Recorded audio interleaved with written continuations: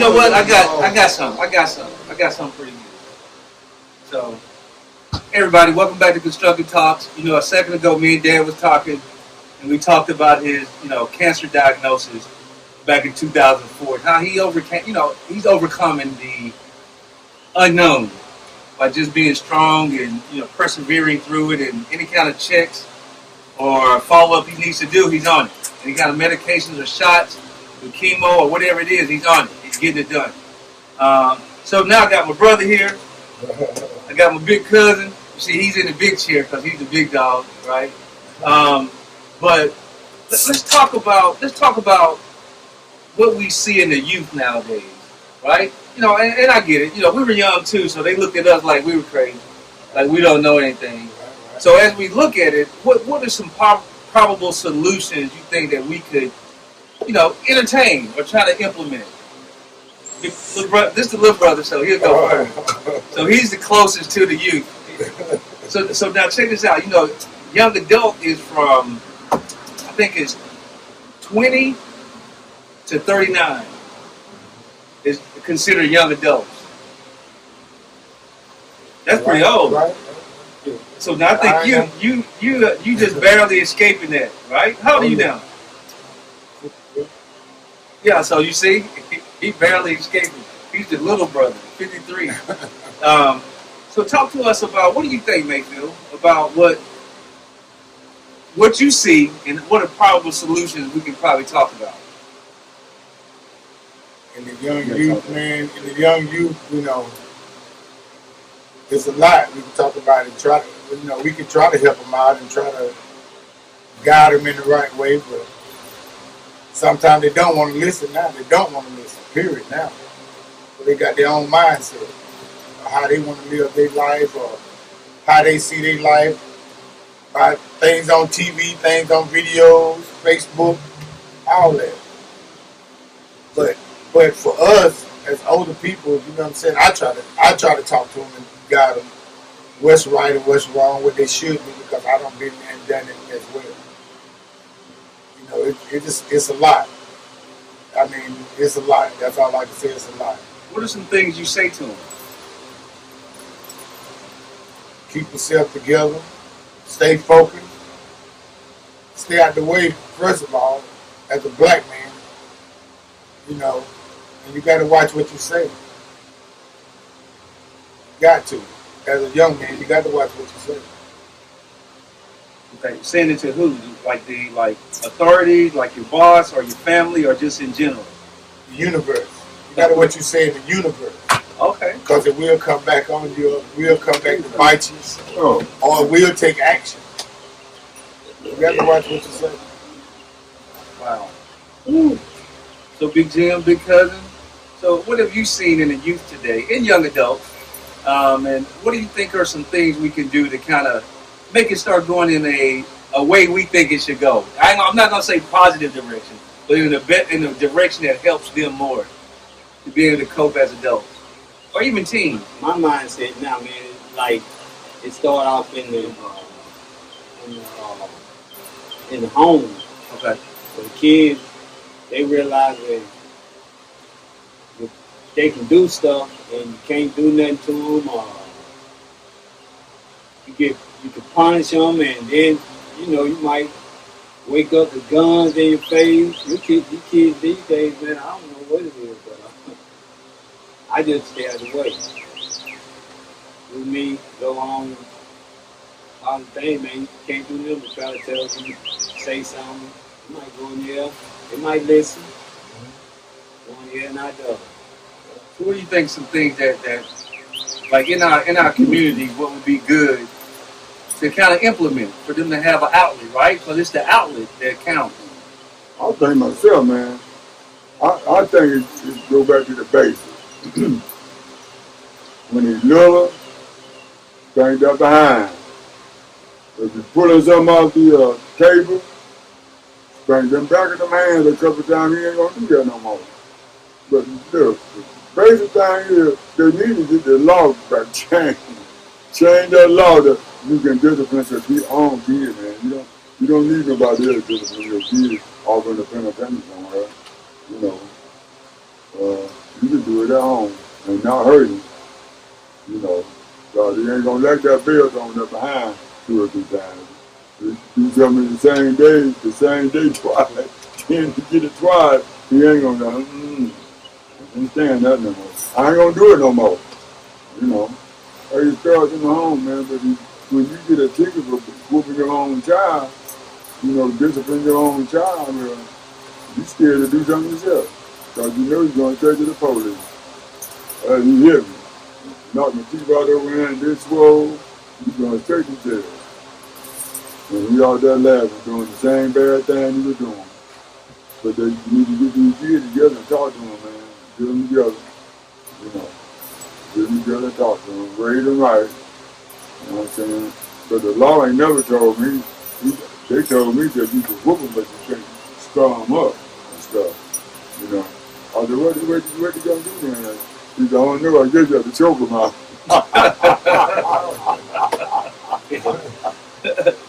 No, we learned about that, yeah. So, yes, sir. So I have a question. So, what do you think would have helped you better growing up if you had exposure to it, or would have been available for you in the community? Man, I was coming well. Outreach, you know, one-on-one. It's a lot. So let me put you in the shoe of the youth today. Would you have slowed down and listened to somebody trying to provide one-on-one outreach? Do you think? Oh yeah. Oh yeah. Oh yeah. What would they have to do to get your attention though? Because, you know, some things got to get their attention. And like, oh yeah, I want to do that. What do you think? Because now, you know, we all grew up, right? You got to bribe them with something. Yeah. You know what I'm There you saying? go. There you go. You got to bribe them with something. If it's food or clothes, or you taking them on a shopping spree, or you taking them out of town, or on trips or something, the places that they've never been. Yeah. You know, that'll help. Good bribing. Good bribing. That's right. The good I agree bribing. with you. I agree with you 100% on that. Yeah. Oh, yeah. Because that's just the way it is. Like, hey, what do I get out of it? Right? That's what people say. What am I getting out of this? Yeah. That's right. And look at so many kids, man, just ain't got it, man. Come on, man. Yes, sir. Look at some kids ain't got nothing. You know, right now running in and out the house and the door open, the front door open like this shed is out here, flies everywhere. Have a pan of bread sitting on the table, flies at it, and the little fella just running around ain't got nothing, man. Nothing.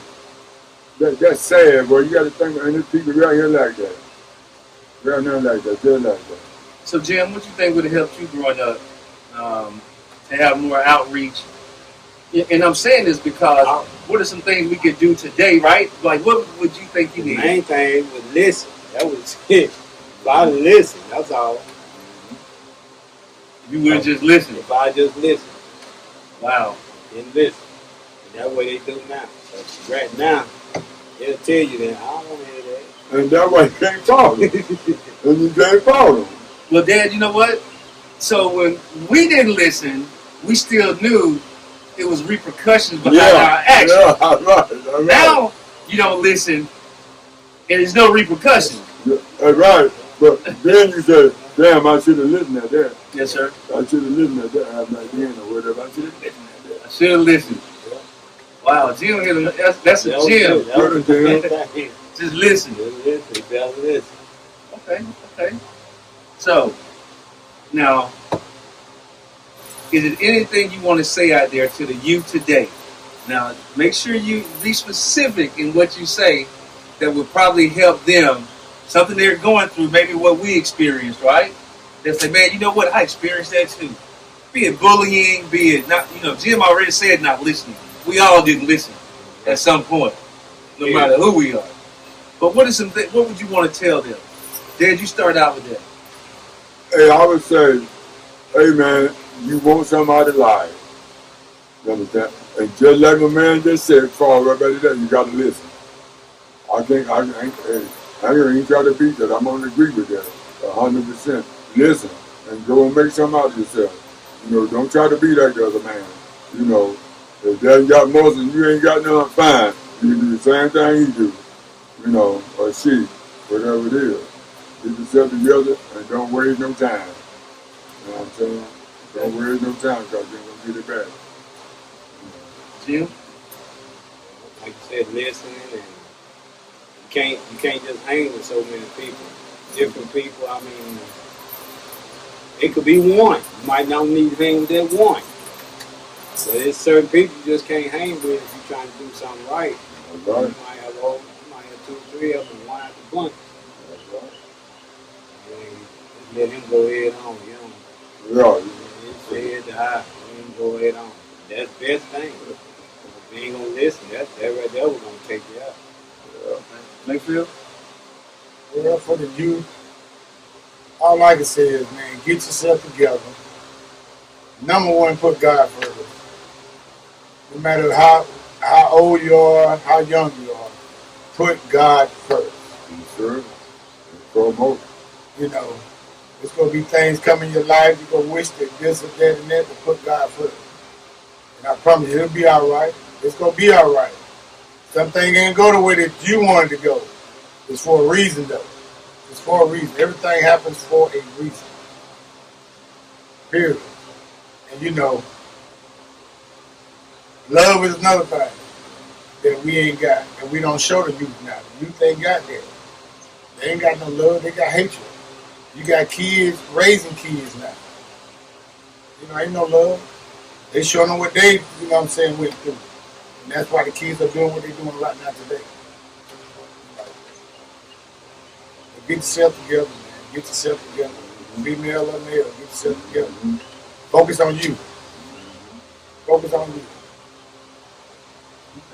Hey, check this out. For me, you know, I wrote the book, What is Your Pain Language? My Bold Opinion, the podcast, Constructive Talks LRW.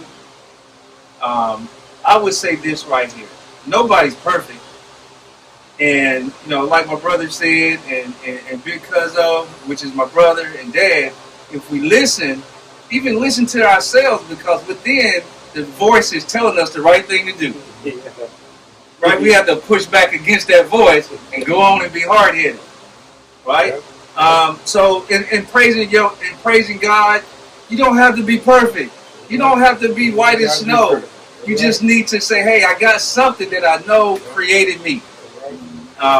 So think about that. And they created us because not only we have a purpose, but we are a precious gift to this planet. I would say, hey, do those things and don't hold yourself accountable to be perfect at making good grades and making right decisions, and knowing the proper way to love or relationships or being the perfect leader or the employee at your job.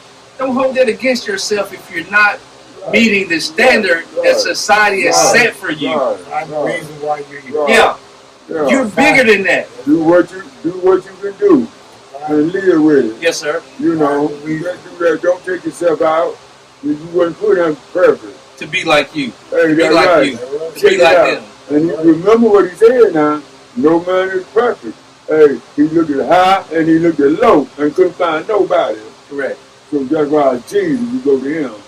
You got it. You gotta have you keep it. Hey, don't take yourself out. The worst thing you can do. Hey, be something. Hey, go get it. You can get it. If the next man do it, you can do it. Yes, sir. And we all make mistakes. Yeah. We all make bad decisions. Yeah, We all don't measure up to something that society say we should. But that doesn't mean we're broken. That doesn't mean we're not good for the life that we were given. That's right. We just got to find that life we were given. Right? That life we were given as an individual, not to mimic other people around us. Right? With that glitter. Woo, it's shiny over here. Yeah. So Wow. I'm one of the first. I've made tons of mistakes. I make them today. Decisions and all that. But I got to keep moving forward on it. And are some decisions, man, I wish I would have made better? Yes, but I have to move on. And if that decision wasn't like I thought it should have been, or it should have been without me making it, or putting my own little stuff on it, hey, I ask for forgiveness. Hey, I apologize wholeheartedly if it was something. But I say to you that don't worry about it. You're good. and know that it's people around you, like we're all saying, that love and care for you. That's right. So People reach out. Girl, we love you. Yeah. I guarantee you we love you. Yes, sir. Yeah. Guaranteed. Have those conversations about what you think you're not measuring up to. Right. Like, man, I'm not really doing good at my job because the people there. Well, hold on. Is it the people, or are you allowing the people to be your priority and not your job work? Is your work like you lay tile? What's your priority? What's the lay that tile? That's it. Right? Nothing else matters. You know, so I say that where a lot of things that we do, we have to do because we're living. It don't require emotions. It don't require you to like it, love it, or anything. It would just require you to do it. And do it the best you can, like Dad said. Just do it the best you can. Mm-hmm. Right? Everything else will work out for you. Yeah. Mm-hmm. It's a lot of teens out there, Dad. There's a lot of young adults and older adults like us too that are hurting with their lives, right? And they don't know which way which direction to turn. Well, one of the cool things that we made a group. We made a Facebook group. It's called "What Is Your Pain Language?" The original community. So go there, join that community on Facebook, and it allows you a safe space for your voice to be heard. That's right, because we all deal with certain pains at any given time in our lives. And understand, a pain grows from frustration. It grows for not having or not knowing if we measure up or not. Or not doing something that created a good result, right? Like, think about you trying to be that boss. Are you trying to be in a relationship? Are you trying to raise your children? And man, society say you're not doing it right. Yeah. That could be painful and make you indecisive on what you do, right? So let's go with what Dad said real quick, right? Dad said you can't whoop your children, you can't discipline because the system says you're going to get in trouble. So guess what it says, though? Figure a way out to how to discipline and direct that child. Yeah. Figure it out. Hey. Right? Because when you figure and make that decision, you got to have follow-up. If you know you ain't going to get nothing, you got it. You know what I mean? Yeah. Cut him out. I mean, don't cut him out today and get him 2,000 or 3,000 miles. Cut him out. Give me that phone. You know what I'm saying? Yeah. Give me that TV That's out right. there. You got to get your own gas. I'm picking you up from school if I can. That's right. You know. Yeah, Get in this car. We ain't even, that's right. Straight business. Now, Dad, I'm going to go throwback. I know I'm talking, but it's to get you guys to get hyped, right? Yeah. You did not want a parent or adult to pick you up and say, get in the car. That's right. Did you? Get in this car. Now, back in our day, woo, it was some stuff going to happen when that car parked.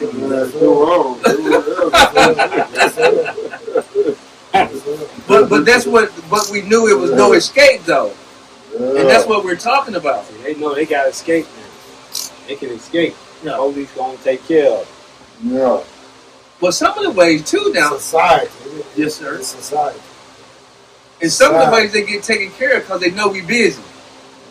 They know you got 2 jobs or you got to go to work and you're tired. Yeah. So they say, well, you know, they're going to forget about this. Yeah. Right? Because we used to want our parents to forget about a whooping or forget about us getting in trouble. But nowadays, you're so busy having to make that money because everything is so high. You got to take care of them. Everybody working. Yeah. Kids don't worry about that no more. Ain't that something? Mm-hmm. You take care of them boys from day one. You know what I mean? Hey, they don't believe in that getting up going to work. Got to go to work. I got to get this like about me this and that. Whoa. Dad, I need this. Mama. Uncle. Dad, that's a whole nother topic. Wow. Okay, I'm glad you said that. And if you don't do it, you're a mean dad, a mean parent. What was your first job growing up? Hold up, I said growing up. Now, so you got to think about that field. My What was your first job was a little pump gas. No, it wasn't, Dad. Yeah, Your first job was picking cotton. Oh, yeah. Oh, yeah, on these things I am. It's like this. This weather here, check it out. I'm used to it. Yeah. You see me get out anyway. Yes, sir. I crawl along and pick cotton and wear like that, me and my mama. And she give me a big old straw hat, tell me to put a towel around my head up under that till the sweat will run down to my eye, and we pick cotton. When you got home that night, your arm from here to black. And sunburn ain't got you. Get black. That burnt you up. Picking cotton. Picking cotton all day long, just like this. How old were you when you first started picking? Yeah, probably about 6. Picking hard. 5 or 6. You had to get how much at 6 years 50 old? pounds. I had to get 50 pounds every day. So I got about 9, then I had to get 100. I mean, got about 10 or 11, I had to get 200. My ass whooped that night. Yeah. Yeah, with a cotton coat with bows on it. That's why I got the nickname Bow from. Yeah. Yeah. That tomato bush there, you know, them cotton stalks get that high. They got them bows on, just like them tomatoes did on that bush. They went and grabbed that son of a gun and got the filling on your behind with them cotton bows and that thing there. Well, not jump all over there. Okay, that's right. That's a lot of bows. Yeah, I told you not to be playing. You supposed to got 200 pounds of cotton, boy. Yeah. The white man turned out looking at him like that. Damn pipe in the corner of the mouth. Get him. Yeah. I need my cotton. You gonna get him, George?